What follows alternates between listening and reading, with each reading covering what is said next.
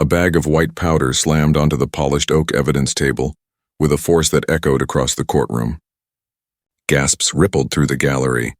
The prosecutor's voice carried a tone of absolute certainty as he declared, "Found in the defendant's car during a routine traffic stop." The room shifted. To the jury, it looked simple. To the onlookers, it felt open and shut. At the defense table sat a woman with shoulders squared like steel. Her name was Clara Johnson. Her skin was dark, her eyes unwavering, and her face carried the quiet strength of someone who had walked through storms before. She didn't flinch as 12 jurors, all white, stared back at her with thinly veiled contempt. Across the room, 2 uniformed officers sat smugly, Officer Mark Collins and Officer David Torres. They shared a knowing glance, their lips curving in a smirk that only Clara caught. They thought the game was theirs to win. The judge, an older man with graying hair, adjusted his glasses and leaned forward. His gavel tapped once against the block. "How does the defendant plead?" Clara rose. Her back straightened like a soldier on parade. Every move carried discipline, dignity, and calm fury waiting beneath the surface. Her voice cut clean through the tension. "Not guilty, Your Honor." A wave of scoffs broke through the gallery, whispers laced with disbelief. The prosecutor shook his head dramatically, playing to the jury. To him, this case was already over. But Clara's next words made the room freeze. "Those officers planted that evidence. They targeted me. Deliberately." The silence cracked into nervous laughter. The prosecutor rolled his eyes, and even the judge seemed weary.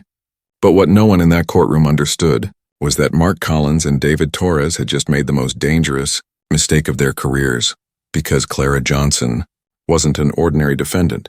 She was something far more dangerous to men like them. The streets of Brookside Heights gleamed under the soft glow of street lamps. Expensive cars lined the driveways. Manicured lawns framed every corner. It was the kind of neighborhood where nothing ever seemed out of place. Through these quiet streets glided a sleek black sedan. Behind the wheel, Clara's hands rested steady. Her eyes, however, betrayed exhaustion. She had just returned from a covert mission overseas. Her cover life back home was supposed to be simple. A chance to breathe, to rest, to disappear into normalcy. Her secure phone lit up with a familiar vibration. Clara tapped the receiver. "Johnson." On the other end, a clipped voice answered. "Leave approved. Director sends his compliments on Prague. Tell him the package is secure," she replied, her tone efficient, precise. The call ended, and her face shifted into the mask of her civilian identity. To anyone else, she was just a woman returning home.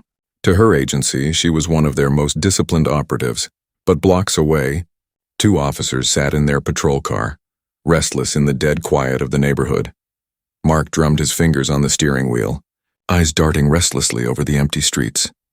"Nothing happens here. Dead night like always." David leaned back in his seat, scrolling through his phone. "Easy money. That's what this beat is."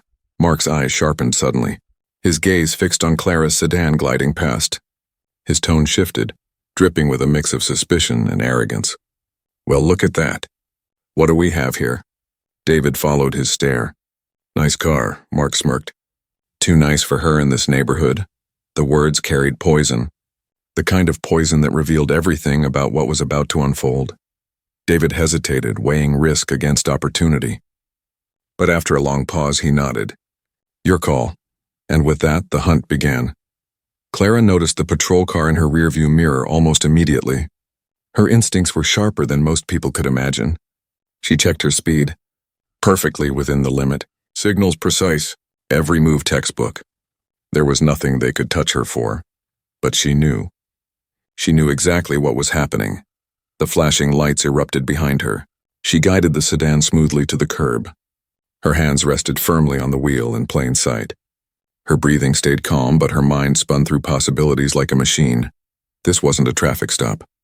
It was a setup. The courtroom had no idea. The jurors had no idea. The prosecutor had no idea. But what was about to unravel would shake more than a single trial. It would rip the mask off an entire system, and Clara Johnson was ready to expose every hidden piece of it.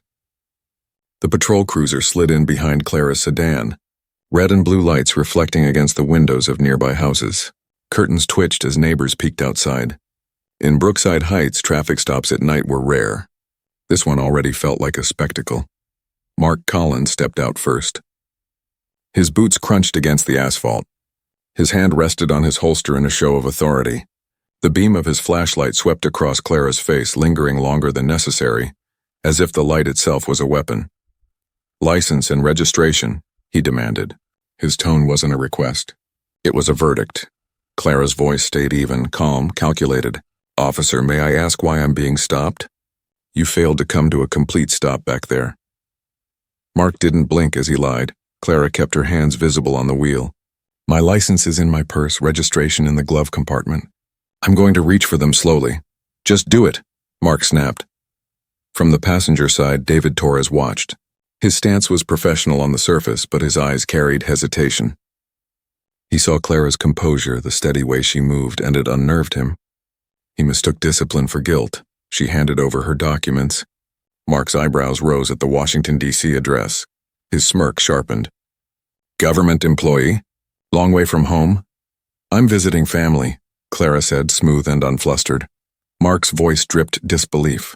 "In this neighborhood? My cousin works for a family here." The story rolled off her tongue with practiced ease, a cover she had prepared for moments just like this. But Mark wasn't convinced. "Step out of the vehicle." Clara's tone sharpened slightly. "May I ask the reason?" "I don't believe I've violated." "Step out of the vehicle," Mark repeated, hand shifting pointedly on his weapon.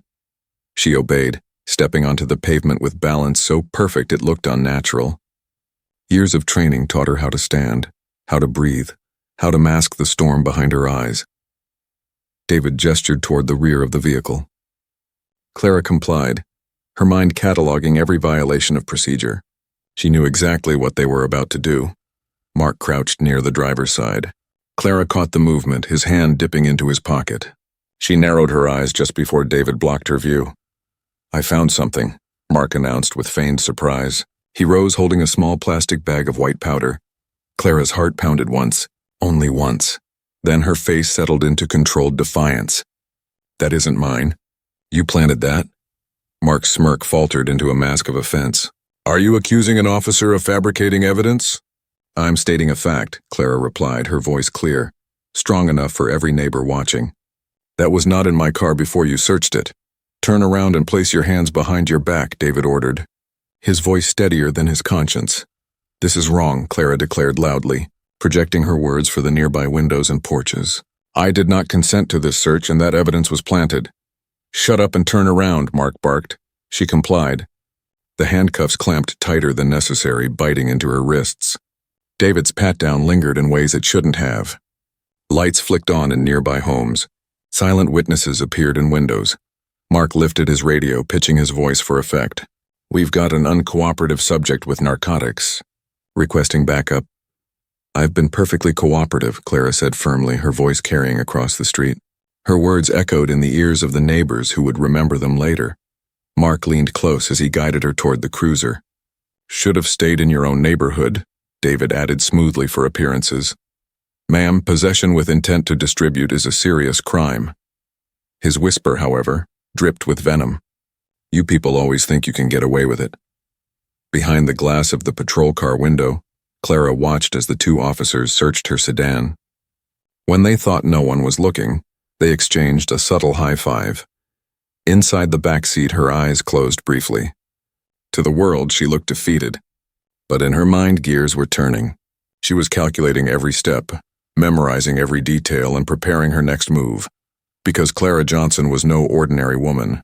She was a federal agent. And this wasn't the end of the night. It was only the beginning of a storm that would shake everything. The police station smelled of disinfectant and stale coffee. Its fluorescent lights buzzed faintly, washing the room in a colorless glow that made everything feel lifeless.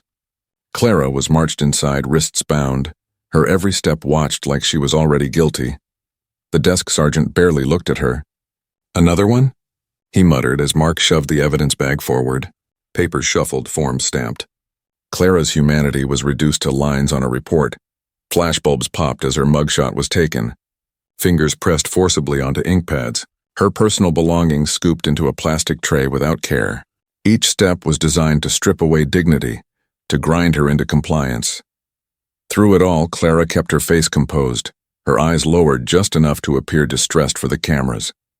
But beneath the mask, her mind was storing everything: badge numbers, procedural errors, even the rhythm of Mark's laugh when he joked with a fellow officer about another easy win. When the cell door clanged shut behind her, the sound was final, cold, heavy. She sat on the hard bench, bowed her head, and let the cameras see what they wanted: a broken woman. But once the guard left, her eyes opened. The mask slipped. The quiet fury beneath emerged. "Assessment complete," she whispered into the empty air. "Time to begin countermeasures." Morning came with the monotony of the justice system. The clang of doors, the shuffle of chains, the calls of names. Clara was led into a courtroom, standing before a judge who looked bored before she even spoke. Bail was set without hesitation, the number high enough to sting. "One phone call," a guard said, leading her to a wall-mounted phone. Clara dialed with steady fingers. The line clicked. On the surface, she sounded like any woman calling a trusted friend. "Hey, it's me," she said softly. Her voice cracked in just the right places. "I'm in trouble. They planted drugs in my car. 2 officers, Mark Collins and David Torres." The words carried deeper meaning laced with coded signals. To an untrained ear, it was desperation. To her contact, it was a precise activation of a protocol used only when agents were compromised. "Just need you to check in with my cousin about that thing we discussed last month," she added, embedding instructions within ordinary words. The call ended. To the officers watching, it was unremarkable. To the agency, it was a trigger. 4 hours later, bail was posted. A woman identifying herself as Clara's aunt signed the papers. But the money didn't come from family. It came through channels so deep that no one in the station would ever trace them.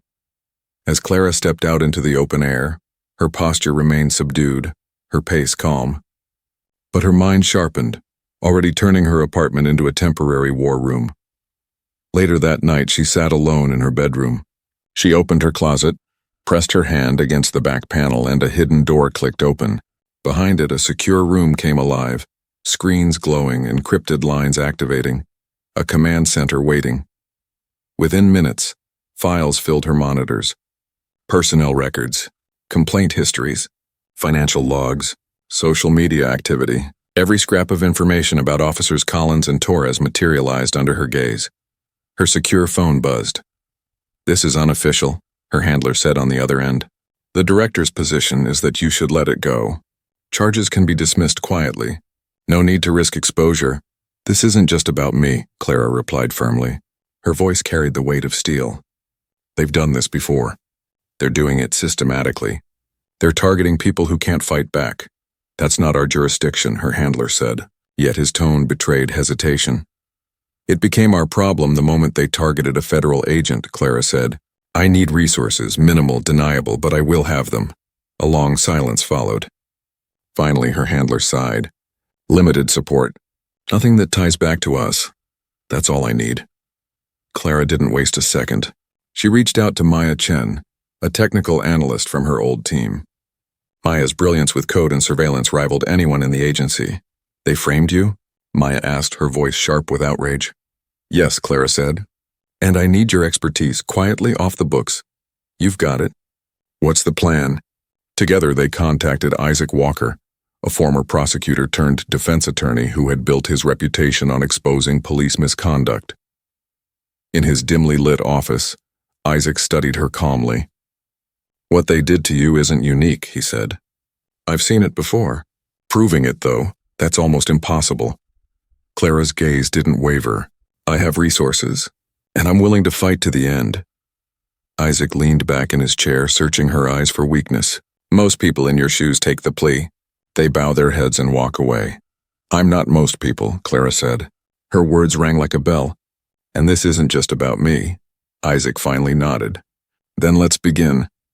But while Clara's resolve hardened, the danger grew, because Mark and David were not ordinary officers, and their confidence came from something deeper, an entire system that protected them, and that system was about to be dragged into the light. The preliminary hearing took place in a wood-paneled courtroom that smelled faintly of varnish and age. On the surface, it looked like any other routine case, but Clara knew the air was thicker here, heavy with suspicion and quiet calculation. She sat beside Isaac Walker at the defense table, her posture flawless. Her eyes scanned every corner, jurors, prosecutors, officers, all pieces in a game of control. The prosecutor, Thomas Gray, strutted toward the evidence table with the confidence of a man who believed in the infallibility of his case. He lifted the bag of cocaine like it was a crown jewel and placed it before the judge. "Your Honor," he began smoothly, "this was discovered during a lawful traffic stop conducted by officers Collins and Torres. The quantity alone suggests intent to distribute." Whispers rustled through the gallery. The jury leaned forward, some nodding almost instinctively. Police testimony carried weight, and Thomas knew it. Next came the body camera footage, conveniently starting just after Clara had been pulled over, conveniently cutting out the part that mattered most. It showed the discovery of drugs, her arrest, her supposed defiance. Then Mark Collins took the stand. He spoke with the polished ease of a man who had lied under oath before. "The defendant was argumentative from the moment we approached," he said firmly. "Her nervous behavior was consistent with someone hiding something." His words rolled smoothly, designed to sound professional and unshakable. The jury nodded again. Isaac didn't interrupt. He let the rope tighten around Mark's own throat. "And when you searched the vehicle, what did you find?" Thomas asked, guiding the script. "A bag containing roughly 28 grams of cocaine," Mark replied. His tone was steady, self-assured. "Based on my training, this quantity indicated intent to sell." David Torres followed. His testimony matched Mark's almost word for word. Too perfect. Too rehearsed. Every detail aligned like they had practiced it 100 times. Clara sat still, her expression calm. But inside, she was listening to every syllable. Their arrogance was a weapon she would turn back on them. Then it was Isaac's turn. He rose slowly, adjusting his jacket with deliberate calm. "Officer Collins," he began, "when did you activate your body camera during this stop?" "As soon as I approached the vehicle," Mark answered quickly. Isaac tilted his head. "Interesting. The timestamp begins several minutes after your initial contact. Can you explain that discrepancy?" Mark hesitated for the first time. "Technical malfunction. It happens." Isaac nodded as though he accepted the excuse, but his eyes told another story. "Tell me, Officer Collins," he continued, "how many complaints for racial profiling have been filed against you in your career?" Thomas leapt up instantly. "Objection. Irrelevant. Prejudicial." "Sustained," the judge said. Isaac didn't miss a beat. He pivoted. "Then let me ask this, officer. At what exact point did you have probable cause to search Ms. Johnson's vehicle?" Mark's jaw tightened. He tried to construct the answer carefully, but the hesitation was enough. David shifted uncomfortably in his seat, the first crack in their facade. From the gallery, Clara noticed a man watching with unusual focus. His eyes weren't on her, but on the officers. She recognized the look instantly, trained, observant. He wasn't a civilian. His name surfaced in her mind like a whisper. Michael Reeves, Internal Affairs. If Reeves was here, it meant Collins and Torres had been under suspicion for some time. And that meant Clara wasn't their first victim. Meanwhile, outside the courtroom, Maya Chen was working from a safe house. Her fingers flew across her keyboard, pulling feeds from traffic cameras, security footage, even distant dash cams. She stitched the fragments together into a timeline that told a very different story. Her voice buzzed over the encrypted line. "Clara, I've got something. 7 cases in the last 2 years, all minorities, all in neighborhoods like Brookside Heights, all with evidence conveniently discovered during routine stops." Clara's eyes hardened. "And the prosecutor?" "Same man every time," Maya said. "Thomas Gray." Back in the courtroom, the judge cleared his throat. "There is sufficient evidence to proceed to trial." It sounded like a defeat, but Isaac leaned toward Clara and whispered, "Not yet. This is just the beginning." As the hearing ended, Mark glanced at his phone. A new text message flashed across the screen. His face blanched. It read, "We know what you did." Not just to her, to all of them.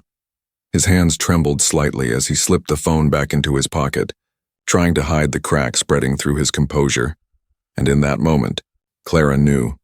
The walls around them were beginning to close in. The trial opened to a packed courtroom. The air was charged, every seat filled with journalists, community members, and quiet faces of people who had lived this story before. They weren't just watching Clara Johnson's case. They were watching for themselves. Prosecutor Thomas Gray rose first.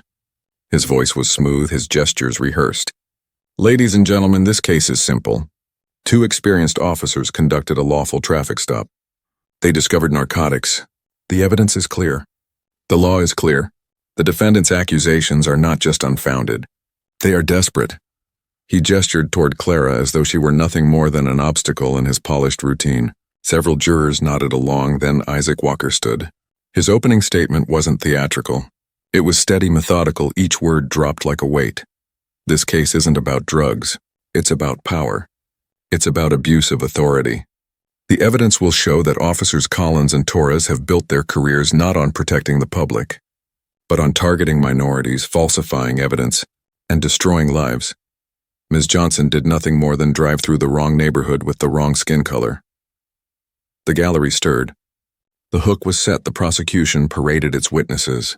A crime lab technician testified about the cocaine's purity. The bag was displayed again, glittering under the courtroom lights like a trophy. Each moment was designed to paint Clara as guilty beyond doubt. Then Collins and Torres returned to the stand. Their testimonies matched as perfectly as before, crafted like a script. They described Clara as confrontational, evasive, untrustworthy. Some jurors leaned forward again, their faces showing a dangerous trust in the badge. But in a secure room across town, Maya Chen was tearing through encrypted phone records, and what she found shattered the facade. Text after text appeared on her screen, messages between Collins and Torres. Westfield is easier tonight. Stick to rich areas, less risk, better commendations. Entitled ones always fold. Priceless. Maya transmitted the transcripts directly to Isaac, just minutes before cross-examination. Isaac approached Torres first, his movements deceptively casual. You've worked with Officer Collins for 4 years, correct? Yes, Torres replied confidently. You consider yourselves an effective team? One of the department's best. Isaac nodded thoughtfully, then struck. Do you recall sending a text message to Officer Collins on March 17th? Northside's too cautious. Try Westfield for easier busts. Torres froze. His eyes flicked toward Collins, then back to Isaac. I don't recall, he muttered. Isaac lifted a page. Perhaps this will refresh your memory. People's Exhibit 47. Obtained via subpoena, dated March 17th, the jury leaned in. Thomas Gray sprang to his feet. Objection.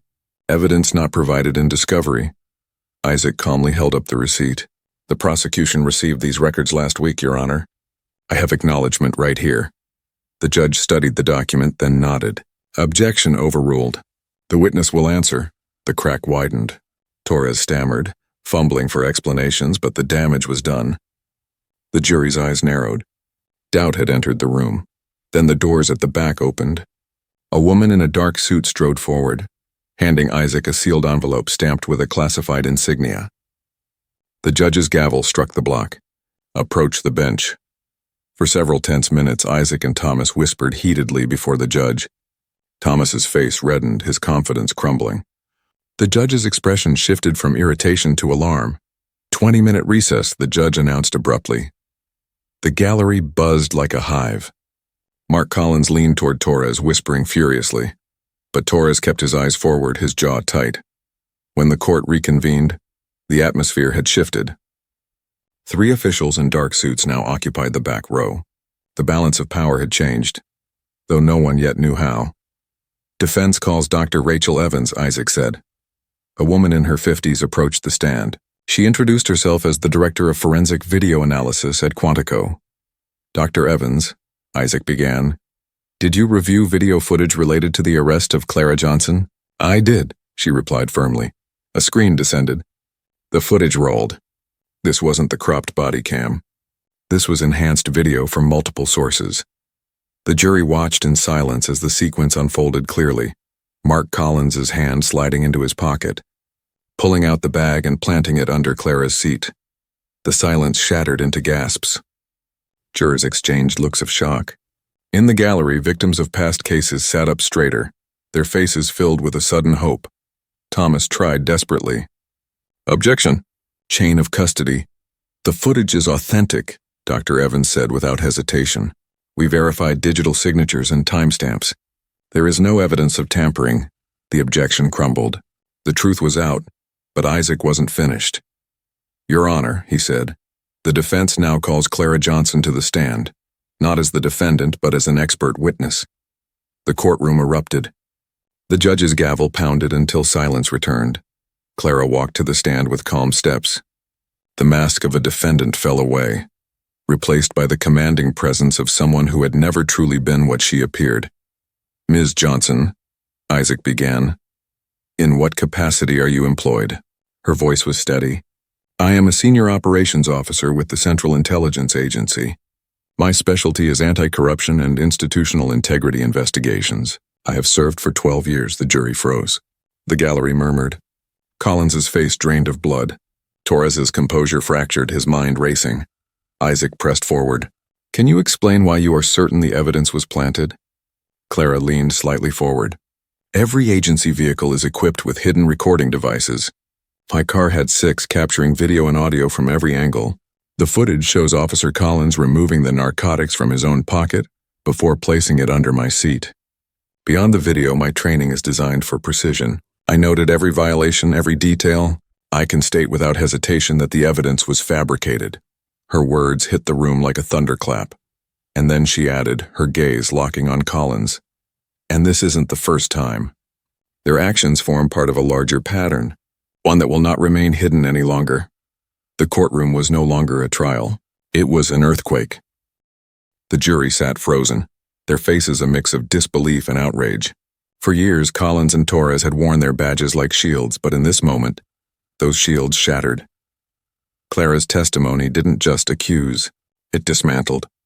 She spoke with clarity, recounting how every violation had been documented, every step preserved, every shred of their deception catalogued.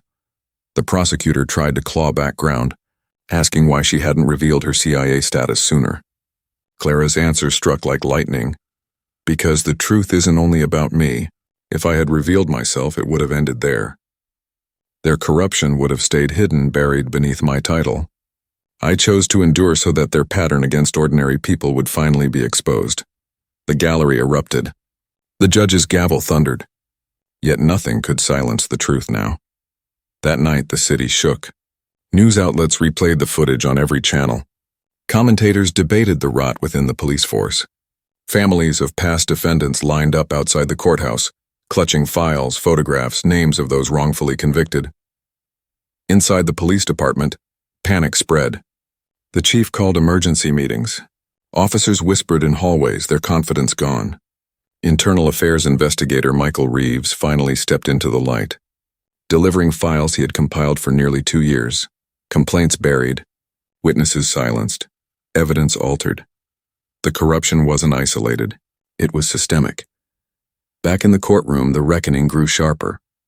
Torres, once silent and calculating, now sat hunched, his lawyer whispering furiously in his ear. At last he broke.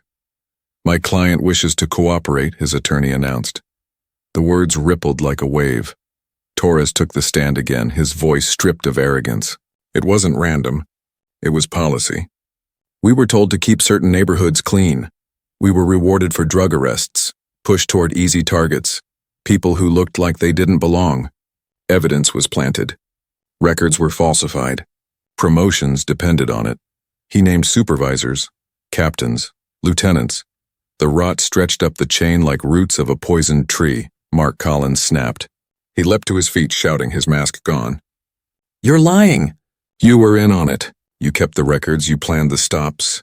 The marshals restrained him as his voice devolved into racial slurs, venom spilling in front of the very jury he had once thought was his shield. His fury revealed what Clara had always known, the hatred at the heart of his power. The jury didn't look at Clara with contempt anymore. They looked at Collins with disgust. The verdict came swiftly. Collins was convicted on charges of evidence tampering, perjury, civil rights violations, and retaliating against a federal agent. Torres, by cooperating, received a reduced sentence, but his career, his badge, and his freedom were broken. But it didn't stop there. Federal investigators descended on the department. Warrants flew. Records seized. Senior officers named by Torres were placed in handcuffs. Cases once considered closed reopened one by one. Families whose loved ones had been silenced finally had their voices heard. The justice system itself bent under the weight of its own corruption, but this time it bent toward the light. Months later, Clara walked through the same neighborhood where it all began. The street looked the same, houses neat, lawns perfect, but something deeper had shifted. Neighbors who had once peered through curtains in silence now gathered openly, building community groups not to police one another, but to hold power accountable. Isaac Walker had founded a non-profit to fight wrongful convictions. Maya Chen worked with the Justice Department, creating systems to authenticate body camera footage and close the loopholes that once protected lies. And Clara, she was no longer just an operative. She had become something more. A living reminder that truth, even buried, will always find a way back to the surface. One evening, she sat across from Marcus, a young man who had lost years to a false conviction. He sipped coffee slowly, his eyes filled with quiet pain. The hardest part, he said, wasn't the prison. It was knowing the truth didn't matter, that no one cared. Clara held his gaze. The truth always matters. Sometimes it takes time. Sometimes it takes risk. But it never disappears, and when it finally comes out, it can change everything. He studied her for a long moment. How did you find the strength to fight when so many of us couldn't? Clara's answer was simple. Because it was never just about me. It was about all of us. 1 year later, reforms rippled outward. Entire departments reshaped. Oversight boards established. Training rebuilt from the ground up. It wasn't perfect, but it was real. Arrests dropped. Community trust rose. Lives once written off were restored. And somewhere in a federal prison, Mark Collins stewed in silence, his fury useless, his empire of fear reduced to nothing. Torres, in another facility, spoke in hearings, his testimony now fuel for change he never intended. Clara stood in her office, a single framed document on the wall, the dismissal of her case. Not as a symbol of her victory, but as a reminder of the battles that still needed to be fought. Because this story wasn't just hers. It belonged to every person who had been silenced, and she had made sure their silence would never be permanent again.